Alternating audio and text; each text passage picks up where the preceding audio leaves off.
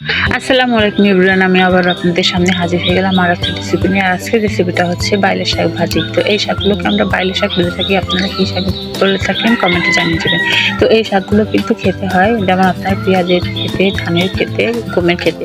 তো আমার শাশুড়ি এইগুলো তুলে এনেছে, এই আমাকে তুলে এগুলো ভাজি করে দিতে। এই শাকগুলো ভাজি খেতে অনেক মজা লাগে। তো এই শাকগুলো আমি প্রথমে বেছে নিয়েছি, এবার এগুলোকে ধুয়ে পরিষ্কার করে নেব। তো আমার কড়াইতে গরম হয়ে গেছে, আমি কড়াইতে দিয়ে দিচ্ছি রসুন কুচি, দিয়ে দিচ্ছি পেঁয়াজ মরিচ কুচি। আমি পেঁয়াজ আর মরিচগুলো তেলের ভিতরে দিয়ে দিলাম। এবার এগুলোকে আমি ভালো করে লাল লাল করে সুন্দর করে ভেজে নেব। তো আমি দেখেন লাল লাল করে সুন্দর করে ভেজে নিলাম। এবার এর ভিতরে আমি দিয়ে দিব স্বাদ মতো লবণ। লবণটা দিয়ে আমি আবারও সুন্দর করে একটু নেড়ে চেড়ে ভেজে নেব। তো দেখেন আমি সুন্দর করে নেড়ে চেড়ে ভেজে আমার ভাজা হয়ে গেছে। এবার আমি এর ভিতরে দিয়ে দেবো শাকগুলো। দেখেন শাকগুলো আমি এখানে কেটে ধুয়ে পরিষ্কার করে নিয়েছি। তো আমি শাকগুলো কিন্তু একে একে তেলের ভিতরে দিয়ে দিচ্ছি। এই শাকগুলো কিন্তু আমরা কেউ লাগাই না, এই শাকগুলো কিন্তু একা একাই হয়।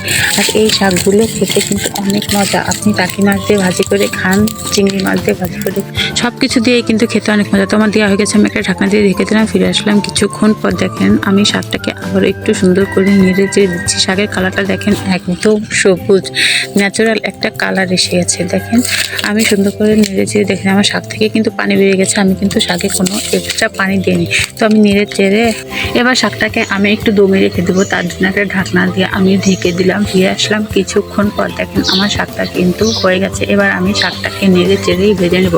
আমি কিন্তু শাকটাকে আর ঢাকবো না, ঢাকলে কিন্তু শাকের যে একটা সুন্দর সবুজ সবুজ কালার, এই কালারটা কিন্তু আর থাকবে না। তো দেখেন আমার শাক কিন্তু ভাজা হয়ে গেছে। এবার আমি খুঁজে দিয়ে এটাকে ভালো করে একটু ভেঙে ভেঙে দিচ্ছি।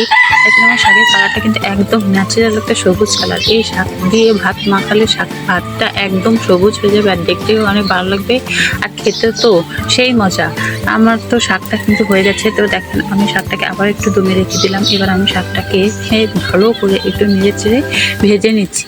তো দেখেন আমার কিন্তু শাকটা ভাজা হয়ে গেছে। তো আজকের এই শাক রান্নার রেসিপিটি যদি আপনাদের কাছে ভালো লেগে থাকে, তাহলে অবশ্যই আমার ইউটিউব চ্যানেলটিকে সাবস্ক্রাইব করে দেবেন, আর আমার ইউটিউব চ্যানেলের সাথে থাকবেন।